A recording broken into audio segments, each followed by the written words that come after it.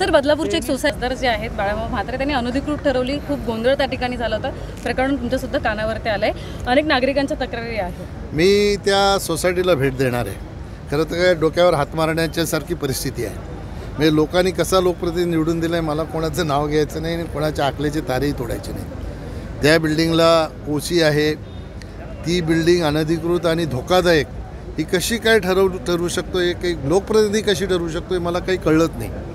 आणि जिल्हाधिकाऱ्यांना पत्र दिलं. मी आजही लोकमतला बातमी आलेली आहे की जनतेमध्ये संभ्रम निर्माण झालेला आहे.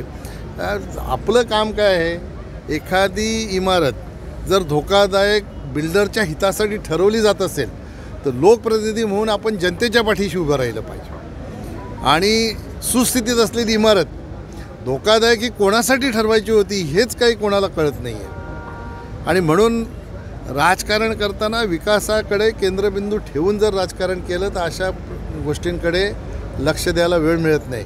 पण यांचं विकासाकडे लक्ष नाही, यांचं लक्षच अशा गोष्टींकडे आहे. जिथे जाल तिथे तक्रारी तक्रारी तक्रारी, ह्याच्या पलीकडे दुसरं काही केलं नाही. हे जनतेच्या आता 7-8 महिन्यातच लक्षात आलेलं आहे.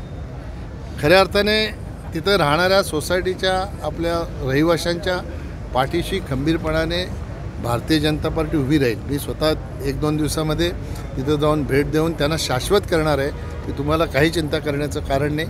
तुमची इमारत सुस्थितीत आहे, त्यामुळे कोणी किती पत्र दिली तरी कोणाच्या पत्राने इमारत धोकादायक ठरत नाही. उगीच जनतेमध्ये भीतीचं वातावरण निर्माण करण्यासाठी काहीतरी हेतूने केलेलं हे कृत्य आहे असं म्हटलं तर चुकीचं ठरणार नाही. Tennis cricket